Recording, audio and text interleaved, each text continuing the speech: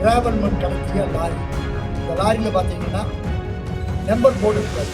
இந்த வண்டி கட்சிக்காரருடைய வண்டி, நீங்கள் எந்த நடவடிக்கை எடுக்கக்கூடாது, விட வேண்டும் என்று வலியுறுத்துகிறார், மிரட்டுகிறார். கருத்து கேட்பு கூட்டங்களில் எவ்வளவு ஆதாரங்களை கொடுத்திருந்தாலும் அதை மீறி அனுமதி கொடுக்கப்படுகிறது என்றும் தெரிவித்துள்ளார். தினசரி 39 லோடு மட்டுமே எடுப்பதற்கு அனுமதி பெற்றுக்கொண்டு தினசரி 200 லாரிகளில் இந்த கனிம வளம் கிராவல் மணலாம் சட்டவிரோதமாக அளவுக்கு அதிகமாக கடத்தப்படுகிறது. அனுமதி வாங்காமல் கடத்தப்பட்டு வருகிறது. தொடர்ந்து புகார்கள் கொடுக்கப்பட்டு பல்வேறு வாகனங்கள் எல்லாம் சிறைபிடிக்கப்பட்டு மக்களால் சிறைபிடிக்கப்பட்டு நடவடிக்கைக்கு உள்ளாக்கப்பட்டு வருகிறது. மிரட்டப்பட்டு அச்சுறுத்தப்பட்டு நேரடியாக திமுக நிர்வாகிகள் களத்துக்கு சென்று 7-8 பேருக்கு மேல் களத்திற்கு சென்று அச்சுறுத்தப்பட்டு மிரட்டப்பட்டு வாகனம் விடுவிக்கப்பட்டுள்ளது. திருப்பூர் மாவட்டத்தில் தொடர்ந்து கனிம கடத்தல் நடந்து கொண்டிருக்கிறது. இயற்கை வளங்கள் எல்லாம் அனுமதி இல்லாமல் அளவுக்கு அதிகமாக வெட்டி எடுக்கப்படுகிறது என்று தமிழக விவசாய பாதுகாப்பு சங்கமும் சரி, தமிழ்நாடு சுற்றுச்சூழல் பாதுகாப்பு இயக்கமும் சரி, சட்டவிரோத கல்குவாரி இயக்கமும் சரி தொடர்ந்து புகார்கள் கொடுத்து பல்வேறு நடவடிக்கைகளுக்கு சட்டவிரோத செயலில் ஈடுபடும் நபர்களை உள்ளாக்கி வருகிறோம். அவ்வாறான சூழ்நிலையில் இந்த உடுமலைப்பேட்டை, குடிமங்கலம், மடத்துக்குளம், தாராபுரம், பல்லடம் இது போன்ற பகுதிகளெல்லாம் தொடர்ந்து இந்த கனிம வளம் கிராவல் மணலாம் சட்டவிரோதமாக அளவுக்கு அதிகமாக கடத்தப்படுகிறது. அனுமதி வாங்காமல் கடத்தப்பட்டு வருகிறது. தொடர்ந்து புகார்கள் கொடுக்கப்பட்டு பல்வேறு வாகனங்கள் எல்லாம் சிறைபிடிக்கப்பட்டு மக்களால் சிறைபிடிக்கப்பட்டு நடவடிக்கைக்கு உள்ளாக்கப்பட்டு வருகிறது. இதில் தொடர்ந்து அந்த பகுதியில் இருக்கும் திமுகவை சேர்ந்த ஒரு சில நபர்கள் தொடர்பில் இருந்து கொண்டு இந்த புகார் கொடுக்கும் நபர்களையும் விவசாயிகளையும் நிர்வாகிகளையும் நடவடிக்கை எடுக்க விடாமல் செய்வதும், அரசு நிர்வாகிகள் நடவடிக்கை எடுக்க விடாமல் செய்வதும் தொடர்ந்து நடைபெற்றுக் கொண்டிருக்கிறது.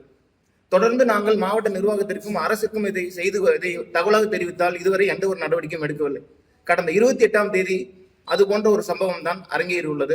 தொடர்ந்து ஏற்கனவே திருப்பூர் தெற்கு மாவட்ட செயலாளர் இலா பத்மநாபன், திமுக திருப்பூர் தெற்கு மாவட்ட செயலாளர் இலா பத்மநாபன் அவர்கள் மீது ஏற்கனவே பல்வேறு குற்றச்சாட்டுகள் இந்த கிராவல் மண் கடத்தல் தொடர்பாக, கனிம வளம் கடத்தல் தொடர்பாக இருக்கும் நிலையில் தற்பொழுது நமது மாவட்டத்தினுடைய அமைச்சர் மு. சாமிநாதன் அவர்கள் பெயரும் தற்பொழுது அடிபட்டு வருகிறது. அவரின் PA வினோத் மற்றும் செல்லமுத்து அவர்கள் நேரடியாக கடந்த 28ஆம் தேதி கனிமவள லாரியை, அதாவது வண்டியன் இல்லாத, எந்த ஒரு பரிமிட்டும் இல்லாத வாகனம், சாதாரண கலாய்வின் பொழுது பிடிக்கப்பட்ட அந்த அதிகாரியால் பிடிக்கப்பட்ட அந்த வாகனம் மிரட்டப்பட்டு அச்சுறுத்தப்பட்டு நேரடியாக திமுக நிர்வாகிகள் களத்துக்கு சென்று 7-8 பேருக்கு மேல் களத்திற்கு சென்று அச்சுறுத்தப்பட்டு மிரட்டப்பட்டு வாகனம் விடுவிக்கப்பட்டுள்ளது. அதில் நேரடியாக மாவட்ட அமைச்சர், செய்தி மற்றும் செய்தித்துறை அமைச்சர் மு. சாமிநாதன் அவர்களினுடைய PA வினோத் நேரடியாக தலையிட்டு பிரச்சனை செய்துள்ளார். உன்னை தூக்கி அடித்து விடுவேன், இங்கிருந்து விரட்டி விடுவேன் என்றெல்லாம் கூறி 2 நாட்கள் 3 நாட்களிலேயே அவர் பணியிட மாறுதல் செய்து வேறொரு பகுதிக்கு செல்லப்பட்டிருக்கிறார். இது எப்படிப்பட்ட ஒரு சூழ்நிலையை திருப்பூர் மாவட்டத்தில் உருவாக்கியுள்ளது? அதாவது கனிம வளம், இயற்கை வளம் என்பது மீட்டுருவாக்கம் செய்ய முடியாத ஒரு பொருள், ஒரு விஷயம். இதை இன்று இந்த திமுகவை சேர்ந்த இந்த அமைச்சர் பெருமக்களும் அவர்களை சார்ந்த நிர்வாகிகளும் இப்படி செய்து வருவது யாரை குறிவைப்பது? இந்த அமைச்சர் என்ன சொல்ல வருகிறார்? இந்த அமைச்சருடைய PA வினோத், செல்லமுத்து இவர்கள் என்ன சொல்ல வருகிறார்கள்? இங்கு கனிம வளத்தை கொள்ளை அப்படித்தான் அடிப்போம், இங்கு அப்படித்தான் திருடுவோம், நாங்கள் என்ன செய்தாலும் அதை கேள்வி வைப்பதற்கு ஆள் இல்லை என்ற ஒரு சூழ்நிலையை உருவாக்குகிறார்களா? அதிகாரிகளை மிரட்டுகிறார்களா? அப்படி போன்ற ஒரு சூழ்நிலையை உருவாக்க முயற்சி செய்வதை வெட்ட வெளிச்சமாக்க வேண்டும் என்ற சூழ்நிலையில் தான் தமிழக விவசாயிகள் பாதுகாப்பு சங்கமும் சுற்றுச்சூழல் பாதுகாப்பு சங்கமும் சுற்றுச்சூழல் பாதுகாப்பு இயக்கமும் இதை முதல்வரிடம் கொண்டு சென்று இது தொடர்புடைய அமைச்சர் மீது உடனடியாக நடவடிக்கை எடுக்க வேண்டும். இந்த சாமிநாதன் அவர்களினுடைய, அமைச்சர் சாமிநாதன் அவர்களுடைய உதவியாளர் செய்த செயல் என்பது அமைச்சருக்கு தெரியாமலோ, இந்த திருப்பூர் தெற்கு மாவட்ட செயலாளர் இலா பத்மநாபன் அவர்களுக்கு தெரியாமலோ நடக்கவில்லை. ஆகவே இவர்கள் மீது உடனடியாக நடவடிக்கை எடுக்க வேண்டும். இந்த மாவட்ட அமைச்சர், செய்தித்துறை அமைச்சர் மு. சாமிநாதன் அவர்களை உடனடியாக பணியிடை நீக்கம் செய்ய வேண்டும். இந்த அலுவலர், அரசு அலுவலர் நேர்மையாக நடவடிக்கை எடுக்க துணிந்த அலுவலர் அவர்களை அச்சுறுத்த நினைத்தது எங்களுக்கு தூத்துக்குடி ஞாபகம் தான் வருகிறது.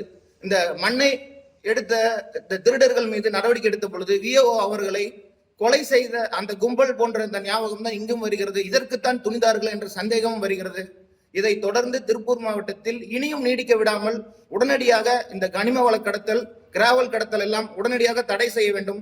இதில் தொடர்புடைய மாவட்ட நிர்வாகத்தின் தலைவர், மாவட்ட ஆட்சியர் அவர்கள் மீதும், DRO மாவட்ட வருவாய் அலுவலர் அவர்கள் மீதும் உடனடியாக நடவடிக்கை எடுக்க வேண்டும் என்று இந்த செய்தியாளர் சந்திப்பில் தங்களிடம் கேட்டுக்கொள்கிறோம். இதை அரசிற்கு நேரடியாக தெரிவிக்கிறோம். கடந்த 28ஆம் தேதி, பிப்ரவரி 28ஆம் தேதி இடையங்கிணறு பகுதியில் கிராவல் மண் கடத்திய லாரி.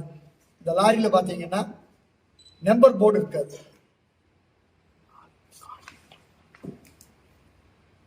பின்பகுதியிலையும் நம்பர் போர்டு கிடையாது, முன்னாடி பகுதியிலுமே நம்பர் போர்டு கிடையாது.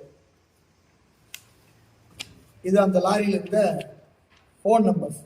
திருப்பூர் மாவட்டத்தில் ஏற்கனவே சட்டவிரோத கனிம கடத்தலை பற்றி புகார் கொடுத்ததற்காகவே மூலனூர் பகுதியைச் சேர்ந்த ஒருவரை வழக்கறிஞருடைய அலுவலகத்தில் வைத்து தாக்குதல் நடத்தப்பட்டது.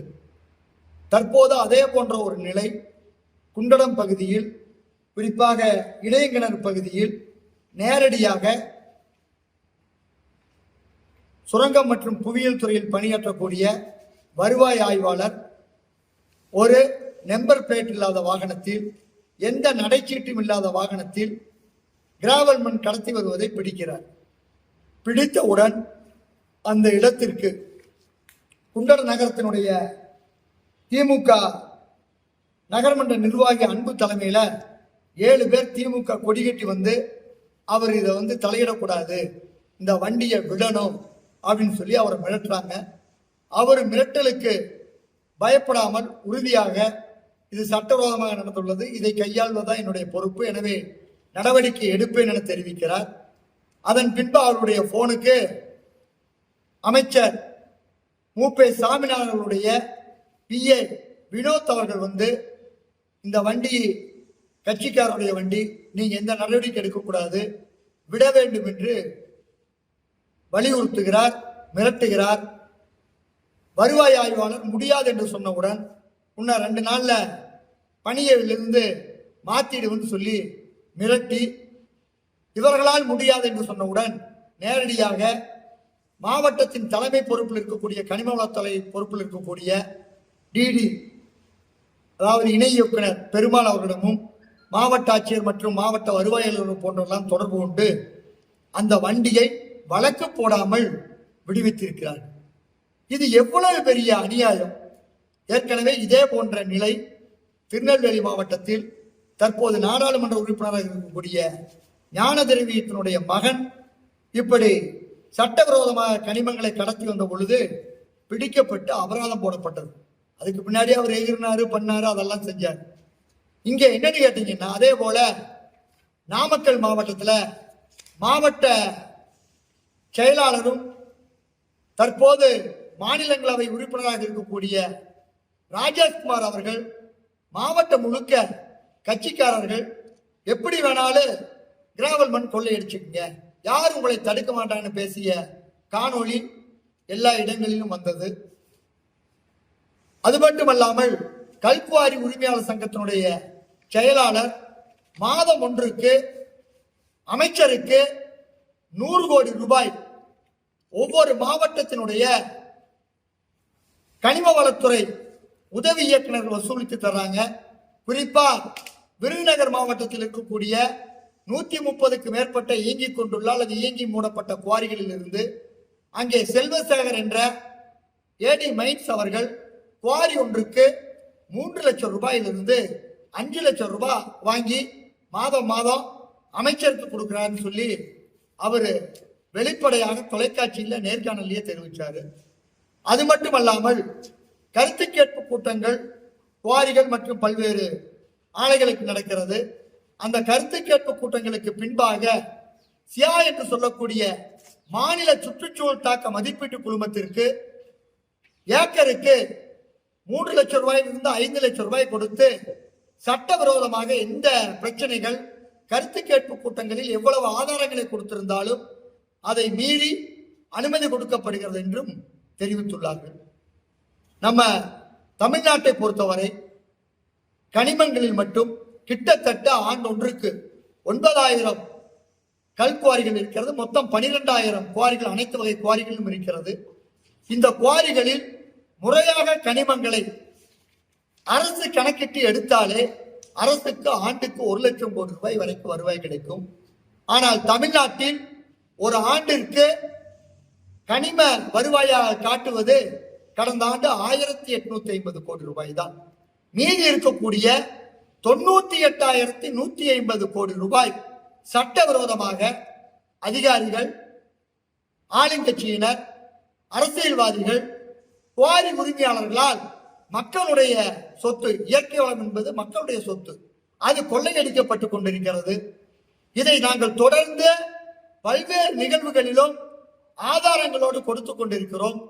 நம்முடைய திருப்பூர் மாவட்டத்தில் கூட குவாரி இயங்குவதற்கு தகுதியே இல்லாத நிலையில் நாள் ரோட்டில் ஏடி இளங்கோ என்ற ஒரு கல்குவாரி இருக்கிறது. அந்த கல்குவாரி கருத்து கேட்பு கூட்டத்திலேயே கடுமையான எதிர்ப்பு தெரிவிக்கப்பட்டது. அதற்கு பின்பும் அந்த கல்குவாரியை சுற்றி வீடுகள் இருப்பதும், மேலும் அந்த கல்குவாரியிலிருந்து 100 மீட்டர் தூரத்திற்குள்ளேயே உயர்மின் கோபுரமும் 300 மீட்டர் தூரத்திற்குள் பவர் ஹவுஸ் இருக்கின்ற ஆதாரத்தை எல்லாம் கொடுத்தும் கூட தினசரி 39 லோடு மட்டுமே எடுப்பதற்கு அனுமதி பெற்றுக்கொண்டு தினசரி 200 லாரிகளில் 39 லோடு என்று சொன்னால் 6 MQ, ஆனால் தினசரி 200 லாரிகளில் கிட்டத்தட்ட 40 டன் வீதம் எடுத்துக்கொண்டு சென்று கொண்டிருக்கிறார்கள்.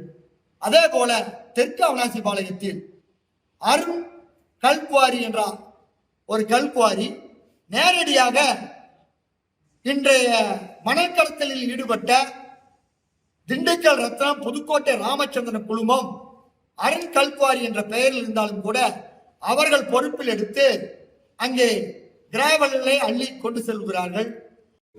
அதுக்கப்புறம் தொலைபேசியில் மாட்டிருக்கிறாங்க.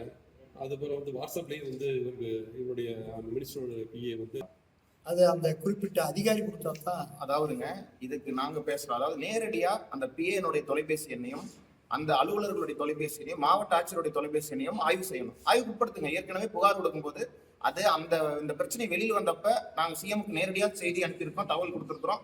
அவர்களுடைய தொலைபேசி எண்கள் எல்லாம் இவ்வளவு நாள் என்ன செய்தார்கள், இந்த செல்லமுத்து, வினோத் போன்ற பிஏக்கள் எல்லாம் இது மட்டும் செய்யவில்லை. அவர்கள் இங்கே மாவட்ட நிர்வாகத்தில் நடக்கக்கூடிய பணிமாறுதலில் பணம் வாங்கி கொண்டு பணிமாறுதலில் ஈடுபட்டு கொண்டிருக்கிறார்கள். அதாவது இவர்கள் அரசியலை மாவட்ட நிர்வாகத்தில் கொண்டு நிலைச்சிட்டு இருக்கிறாங்க. இவர்கள் எந்தெந்த விஷயத்தெல்லாம் சம்பந்தப்பட்டிருக்கிறார்களோ அதன் மீது நடவடிக்கை எடுக்கணும். ஏற்கனவே வினோத், செல்லமுத்து போன்றவர்கள் மீது பல கோடி சட்டவிரோதமாக பணம் எடுத்துக்கொண்டு பல கோடி மதிப்பில் வீடு கட்டி கொண்டு இருக்கிறார்கள் என்ற தகவல் வெளிவந்திருக்கிறது. ஆவணம் தற்பொழுது வரை இல்லை. ஆவணம் கிடைத்தால் அந்த ஆவணம் வெளியிடப்படும். அதற்கும் மாவட்ட அமைச்சர் பதில் சொல்ல வேண்டும். உறுதியாக சொல்லுவாருன்னு தெரியாது. ஏன்னா இந்த நாட்டை பொறுத்த வரைக்கும் ஸ்டெர்லைட் படுகொலை நடந்தது கூட எந்த அதிகாரி வெளியே சொல்லலை. தமிழ்நாட்டை பொறுத்த வரைக்கும் ஒரே ஒரு சம்பவத்தில், குறிப்பா சாத்தன்குளத்தில் நடந்த படுகொலையில் மட்டும் ரேவதி என்ற காவலர் முழுமையாக நடந்த விவரத்தை சொன்னாங்க. தமிழ்நாட்டில் ஜல்லிக்கட்டு போராட்டத்திலேயோ அல்லது தூத்துக்குடி இங்கே ஸ்டெர்லைட் போராட்டத்திலேயோ அல்லது கூடங்குளம் அணுலை போராட்டத்திலேயோ எங்கே நடந்த பிரச்சனைகள்லையும் எந்த அதிகாரியும் வெளிப்படையாக பேசுறது இல்லை. இப்போ நாங்கள் நேரடியாக ஒரு தகவலை சொல்கிறோம். இந்த மாவட்டத்தினுடைய சட்டமன்ற உறுப்பினராக இருந்து கொண்டு அமைச்சராக இருக்கக்கூடிய சாமிநாதன் அவர்களுடைய உதவியாளர்கள் பிஏ செல்லமுத்து மற்றும் வினோத் அவர்களுடைய தொலைபேசியை ஆய்வுக்கு உட்படுத்துங்க. இன்னைக்கு ஒரு பத்திரிகையாளர் தாக்கப்பட்டதுக்கு பின்புலமா யார் இருந்தாங்கிறத அந்த செல்போன் டிராக்கிங் தான் கண்டுபிடிச்சு ஒரு தனிப்பிரிவு காவலரே கைது பண்ணியிருக்காங்க. அது மாதிரி இந்த சம்பவத்தில் ஈடுபட்ட குற்றம் சாட்டப்படக்கூடிய அந்த நபர்களுடைய அலைபேசியை நீங்க ட்ராக் பண்ணீங்கன்னாவே முழுமையா என்ன நடந்திருக்கிற உண்மை தெரிஞ்சிடும். அது யாரோட தொடர்பு கொண்டாங்க, எப்படி விடுவிச்சாங்க அப்படிங்கிற விஷயம் வெளிவந்துரு. அதனால அந்த அடிப்படையில் நடவடிக்கை எடுக்க வேண்டும் என்று கேட்டுக்கொள்கிறோம். இன்று 3ஆம் கண் என்பது மிக முக்கியமான விஷயம். இன்னைக்கு சம்பவத்துல அந்த பாதிக்கப்பட்டவர் தன்னுடைய கருத்தை சொன்னாலும் சரி, சொல்லாவிட்டாலும் சரி, அதை அரசு எளிய வகையில் எடுத்துக்கொள்ள முடியும். அதற்கான வாய்ப்புகள் இருக்குது. இந்த வாய்ப்பை நாங்கள் பயன்படுத்த வேண்டும். தமிழக அமைச்சர் மீது ஏற்பட்ட களங்கத்தை இவர் உண்மையிலுமே வினோத் மேலே, செல்லமுத்து மேலே நடவடிக்கை எடுத்தால் மட்டும்தான் அமைச்சர் இதில் தொடர்பில்லை என்று வரும். இல்லை என்றால் இதில் முழுக்க அமைச்சர் சாமிநாதன் அவர்களும் இந்த கனிம கொள்ளைக்கு முழுக்க உடந்தையாக இருந்தார் என்ற குற்றச்சாட்டுக்கு அவரும் பலியாவார் என்பதை தெரிவித்துக் கொள்கிறோம். அதாவது வருகின்ற விவசாய குறைதீர்ப்பு கூட்டத்தில் ஏற்கனவே லூர்து பிரான்சிஸ் படுகொலை செய்யப்பட்டார். இது மாதிரி எல்லா தகவல் கொடுத்தும் நடவடிக்கை எடுக்காதனால நாளைக்கு இவருக்கு கூட என்ன வேணாலும் ஆகலாம். இன்னைக்கு ஏற்கனவே விவசாயி ஜெகநாதன் படுகொலை செய்யப்பட்டாரு. சென்னிமலை தமிழ்ச்செல்வன் கூலிப்படையால் தாக்கப்பட்டாரு. இந்த மாதிரி கனிம கடத்தலை பற்றி வெளிப்படையாக உண்மைகளை சொல்லக்கூடியவர்களுக்கு எண்ணற்ற அச்சுறுத்தலும் தாக்குதலும் தான் இந்த ஆட்சியில் நடந்துட்டு இருக்குது. எனவே நாங்கள் இந்த நபரை தனி அதிகாரியாக பார்க்கவில்லை. ஒரு நேர்மையாக அவர் கடமையை செய்யக்கூடியவருக்கு இடையூறு கொடுக்கின்ற வகையில் ஆளுகின்ற கட்சியினர் செயல்படுவது எந்த விதத்தில் நியாயம் என்பதைத்தான் கேட்கிறோம். இது விவசாய குறைதீர் கூட்டத்தில் அனைத்து விவசாயிகள் சார்பாக கடுமையான எதிர்ப்பை அரசுக்கு நாங்கள் தெரிவிப்போம். இதுபோன்ற செய்திகளை மேலும் தெரிந்து கொள்ள எங்களது யூடியூப், ஃபேஸ்புக் மற்றும் ட்விட்டர் ஆப்களை சப்ஸ்கிரைப் செய்யவும்.